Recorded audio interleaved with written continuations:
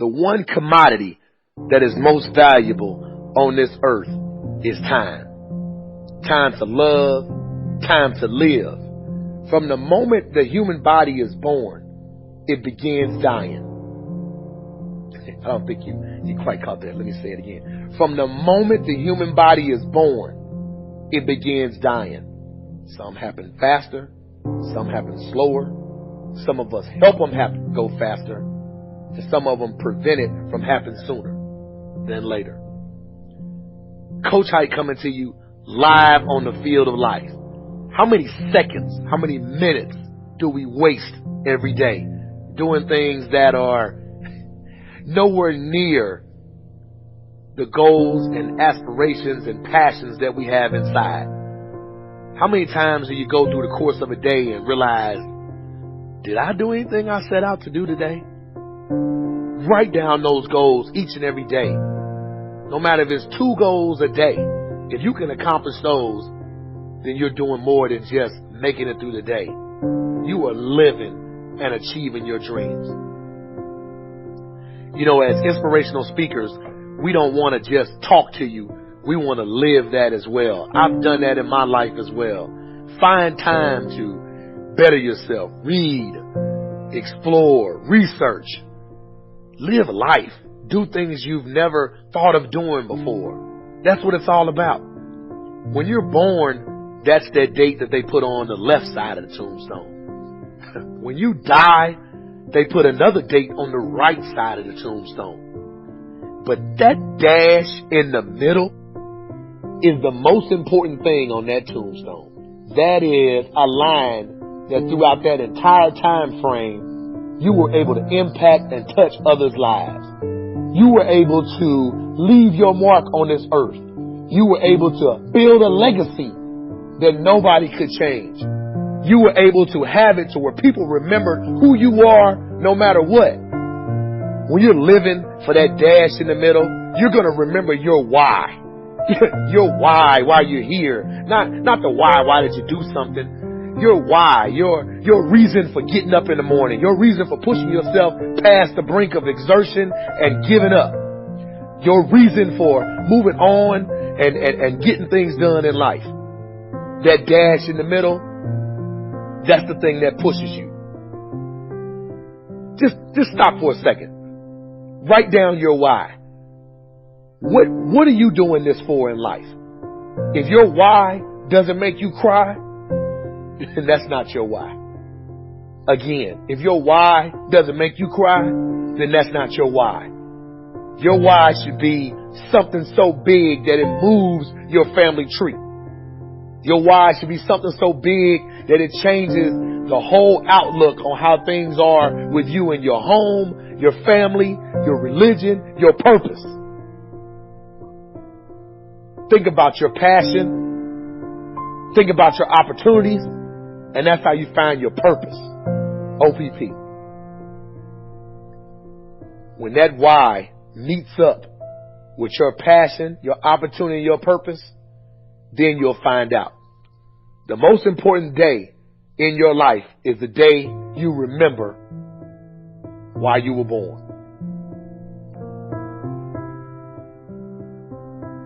I want to explain to you how you can live an easy life, accomplishing goals and being successful and going out in the world, and that's tough.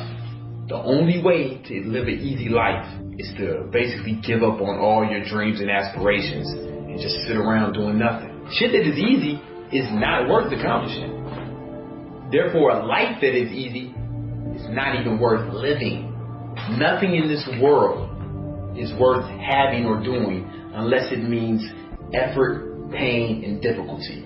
Once you listen to me, you listen to me good. You are going to die. All of you. You, all your friends, your family, everyone you know, everyone you care about is going to die. If you love life, do not waste time, because time is what life is made of. So if you respect and appreciate the time that you've been given, why aren't you out there doing what you want to do? What you need to be telling yourself is, it's unacceptable to be sitting around and procrastinating, and I no longer want to be a loser. I no longer want to be average. I know what it is that I want, and I'm going to work hard, and I'm going to get it. When you want to succeed as bad as you want to breathe, then you'll be successful. Some of you love sleep more than you love success.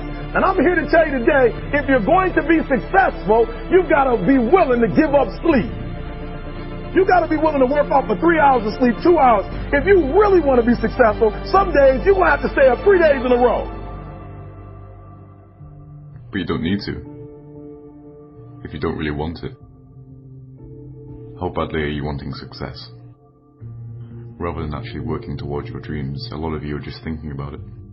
I have high hopes for everybody watching this. I want to remember your name.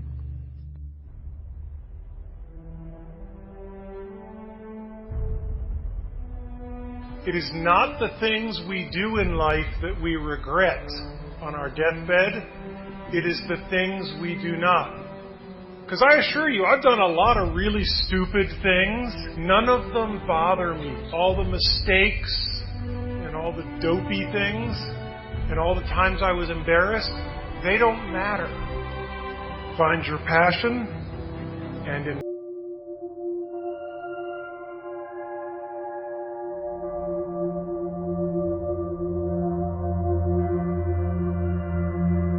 A journey of 1,000 miles begins with a single step.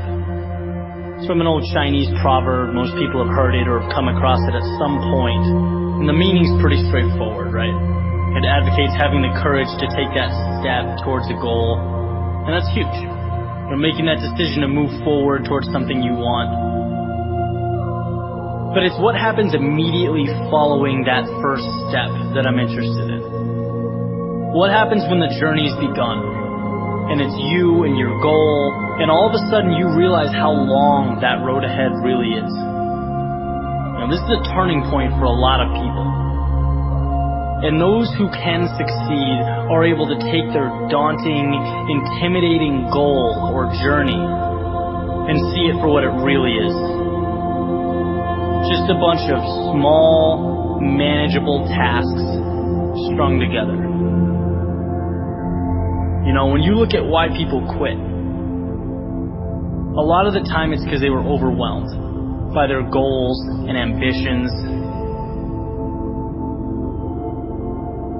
Let's say you have, this wonderful plan in your head to climb a mountain. You're thinking about that feeling of being on top, looking down with pride. Every time you think about it, your heart starts racing. So you pack your stuff, you make your way down to the base of the mountain, and then you look up. Different ball game, right? Now the entire mountain's in front of you, and you realize that that's no small feat. That is when people walk away. When they aren't able to see a challenge as a sum of tiny steps, they see it as a crazy, impossible task. It's like saying you want to be the next Tom Brady or Kobe Bryant. It's a tall mountain to climb. Like trying to hit a target from a mile away. But if you can identify and map out what you need to conquer in order to become a better basketball player or football player and begin taking those small steps, improving every day, that makes dreams real. That's what gives goals life. The ability to see your objective not as a marathon, but as a series of little 400-meter stretches. Stepping stones. You know what your objective is today, tomorrow, the end of the week, and the end of the year. And completing them day by day, these little victories, that's what gives your dream life. It's what gives you momentum. You feel good about the process. And by the way, when things blow up in your face, which happens every so often on this little place we call Earth, you'll have that foundation and that sense of accomplishment to stay focused. Because your approach is tangible and it's realistic. This applies with everything. Losing a job, a breakup, failing a test. These things are monumental if you allow them to be. They can turn into that unclimbable mountain. Or they can roadmap a new path for you. And if you define what you want, you define success and begin stepping towards it 1 hour, 1 day at a time. You'll get where you want to be quicker than you thought. What changes our whole life is action. Why don't we take action? Fear. What do we got to do to get ourselves to do it? We got to make sure that we push ourselves through it by making a decision. The point in which change happens is the decision. Every change in your life that you want will come from something simple, a decision. People go, what does it take to change? Decide. If I persist, if I continue to try, if I continue to charge forward, I will succeed. I will persist until I succeed.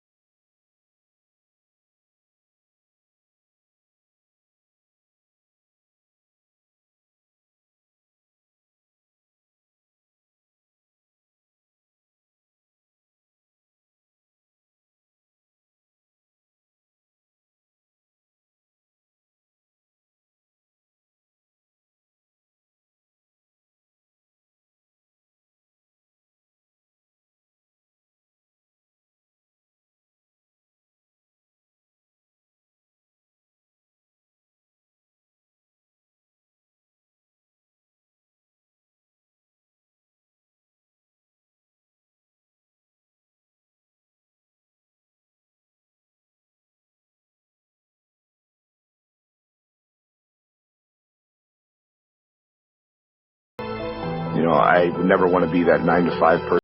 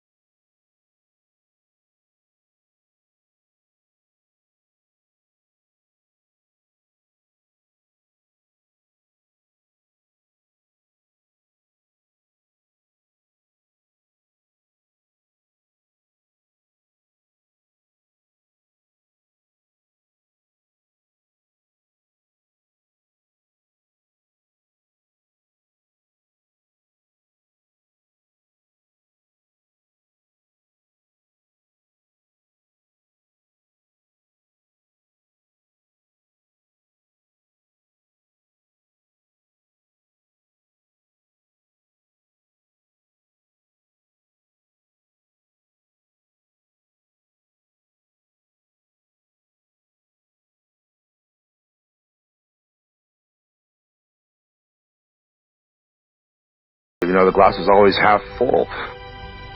If you think positive and you look at the positive, you're only going to continue to get better. And it's being positive in every area is the secret.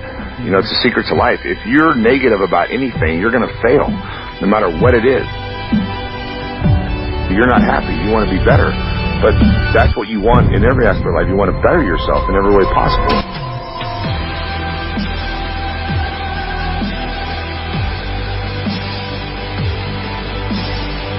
It all works hand in hand. A lot of people realize when you help somebody else, you're helping yourself, and it feels good, and it just comes around, goes around. But the most important thing in life is to not give a shit what other people think. That's the most important thing. And to have that kind of an attitude or mentality is rare. People are always concerned about what other people think. Always, no matter who they are. It really doesn't matter what other people think. It really doesn't matter. If you can have that kind of mentality, you'll get so much further and be so much happier in life. People don't like to think, they like to act. They don't like to think, and they don't have enough confidence in their decisions that they make on their own when they get advice from someone else that gives them more confidence to believe that that's going to work. We should always be trying, to be better at every aspect in life. Are you a good husband? Are you a good wife? Are you a good son? Are you a good, whatever it could be. There's a million things in life that we are. I think we should constantly be trying to be better in every area. I kind of like to just, relax, enjoy life. And that's kind of what I do. And being able to not stress and do what I want to do when I want to do it is just a great feeling. Whatever it takes to get you to try harder, read more, set your goals, and go for it. Here's the next attitude disease. Overcaution. Some people never will have much. They're too cautious. Now, you can also be too reckless, but you can also be too cautious. This is called the timid approach to life. And my caution was always the risk. Risk used to drive me right up the wall. I used to say, what if this happens? It's called the language of the poor. What if this happens? And on top of that, if this was to happen, look at the fix I'd be in. I better not try. I could always ace myself out.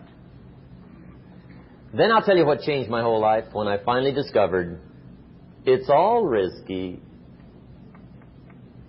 The minute you were born, it got risky. If you think trying is risky, wait till they hand you the bill for not trying. If you think investing is risky, wait till you get the tab for not investing. See, it's all risky. Getting married is risky. Having children is risky. Going into business is risky. Investing your money is risky. It's all risky.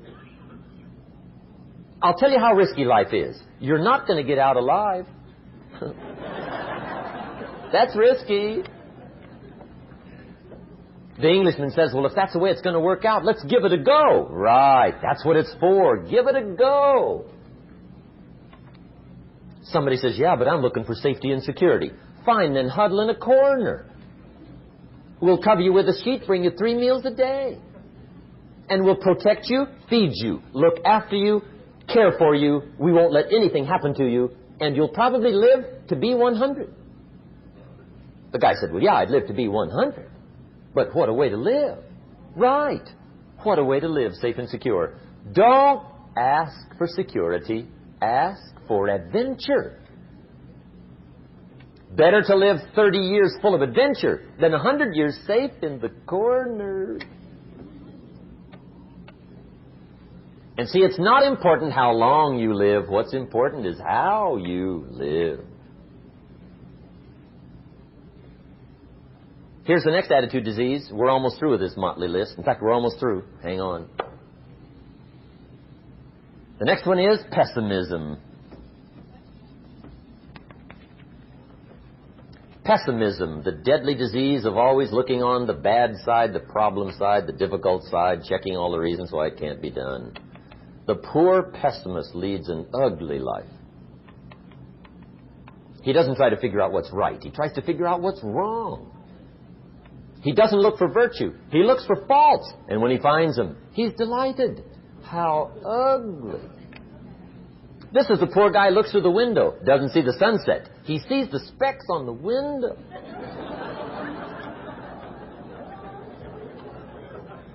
And this is the poor guy, right, who rushes up, takes such leave of his senses. This guy rushes up and he says, I've got 5 good reasons why it won't work. He's so dumb he doesn't know all he needs 1. He's got 5.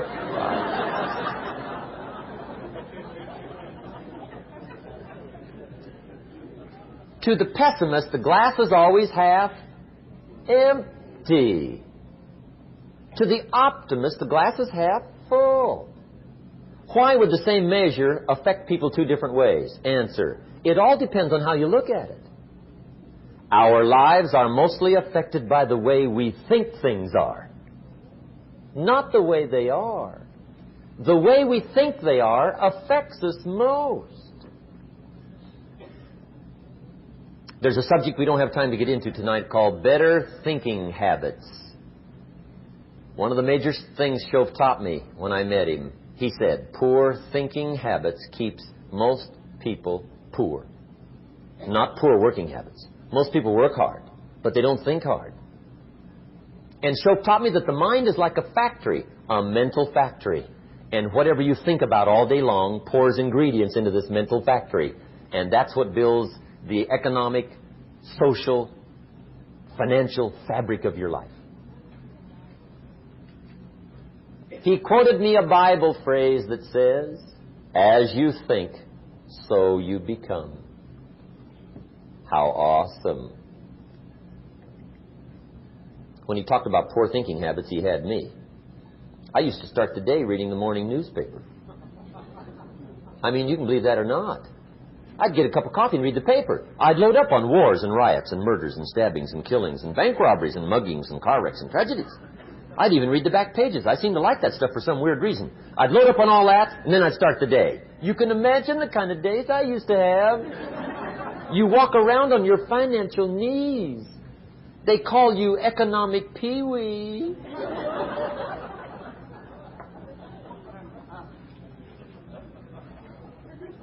The guy says, I want to be a great leader.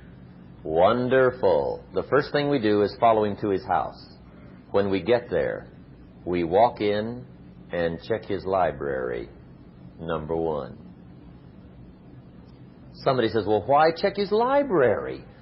The reason is because what a man reads pours massive ingredients into his mental factory, and the fabric of his life is built from those ingredients. You would not believe what some people have got in their house to read. You would not believe. One of the best dressed up words I know for a lot of it is trash.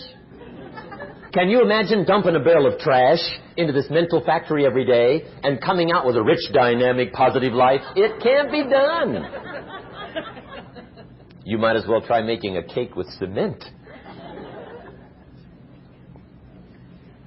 The kids back in Danbury, Connecticut, high school, they're asking me questions one day. I'm talking to the kids. Kids got good questions these days. One of them said to me, Mr. Rohn, how do you build the good life? I said, it's simple. It's not easy, but it's simple. Here's how you build anything. Select the right ingredients, keep out the wrong ingredients, and it starts with thought. Everything starts with thought. So you must be wise and careful what you think about, because that starts everything. You got to be wise and careful. I asked the kids, what would happen if somebody dropped sugar in my coffee? They said, well, you'd be okay. I said, what if somebody dropped strychnine in my coffee? They said, well, you'd be dead. I said, correct. Lesson 1. Life is both sugar and strychnine. You gotta be careful. I said, what if my worst enemy drops in the sugar? They said, will you be okay? I said, what if my best friend, even by accident, drops in the strychnine? They said, well, you'd be dead. I said, correct. Lesson 2, watch your coffee.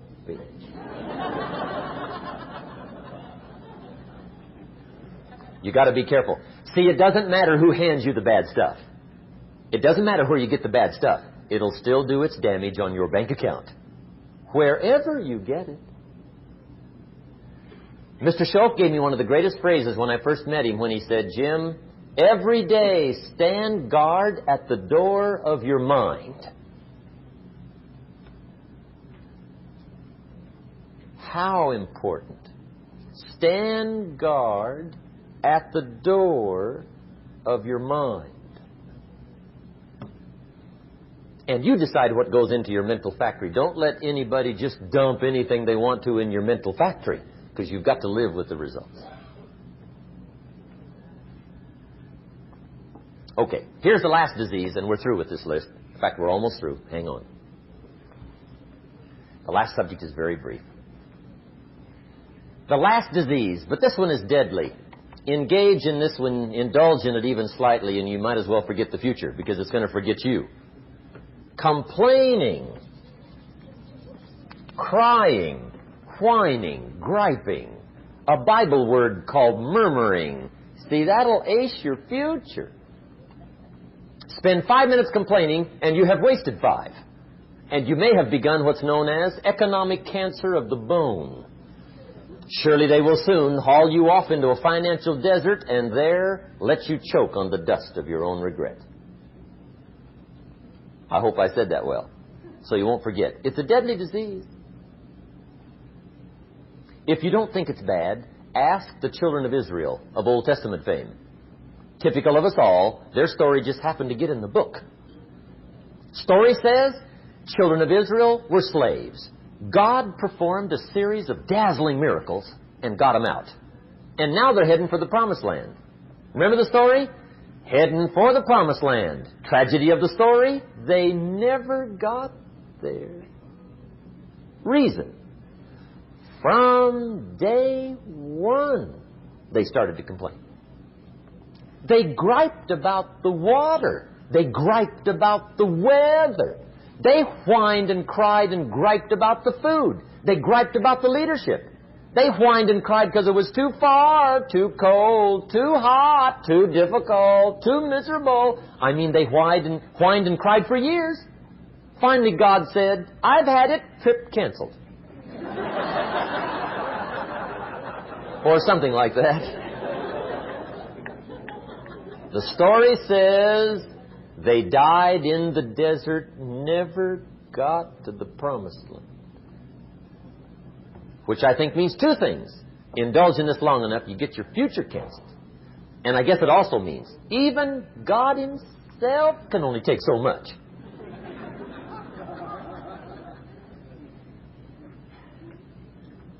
Okay. Just be on the lookout of the things that can destroy all the good you start. The war is on. And this evening, tomorrow, mentally, personally, socially, economically, you got to make sure you're winning the war.